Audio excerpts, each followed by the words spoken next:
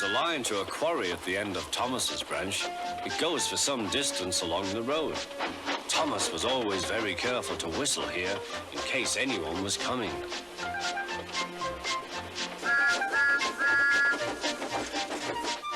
Early one morning, a large policeman was sitting close to the line. Thomas liked policemen. He had been a great friend of the officer who had just retired. Peep, peep, he whistled, "Good morning." Thomas expected that the new officer would be friendly too, but was sorry to see that he didn't look friendly at all.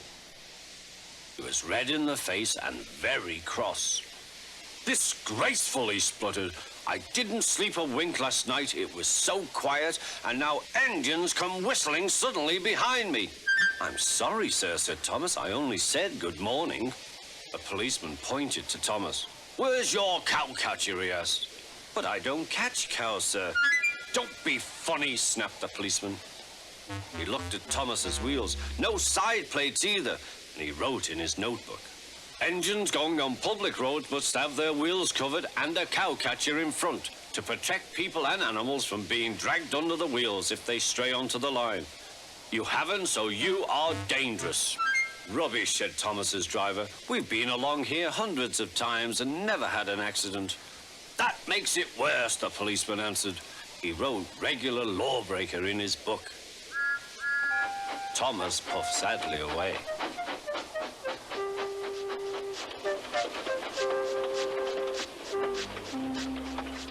Sir Topham Hatt was having breakfast. He was eating toast and marmalade. The butler came in. "Excuse me, sir, you are wanted on the telephone." "Bother that telephone," said Sir Topham Hatt. "I'm sorry, my dear," he said to his wife. "Thomas is in trouble with the police, and I must go at once." At the station, Thomas's driver told Sir Topham Hatt what had happened. "Dangerous to the public, indeed. We'll see about that."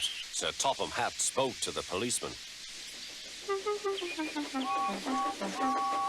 But however much he argued with him, it was no good. "The law is the law," he said, "and we can't change it." Sir Topham Hatt felt exhausted. "I'm sorry, driver," he said. "It's no use arguing with policemen. We will have to make those cowcatcher things for Thomas, I suppose." "Everyone will laugh, sir," said Thomas. "They'll say I look like a tram." Sir Topham Hatt stared. Then he laughed. "Well done, Thomas. Why didn't I think of it before? We want a tram engine.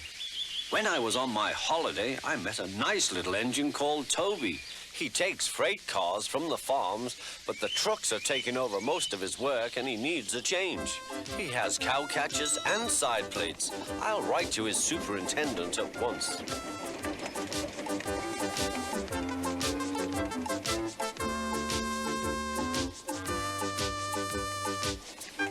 A few days later, Toby arrived. "That's a good engine," said Sir Topham Hatt. "I see you've brought your coach, Henrietta." "You don't mind, do you, sir?" asked Toby. "The station master wanted to use her as a hen house, and that would never do." "No, indeed," said Sir Topham Hatt. "We couldn't allow that."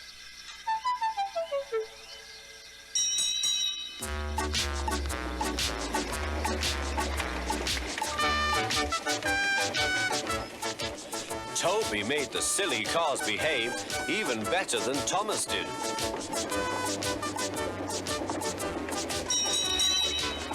Oi, you!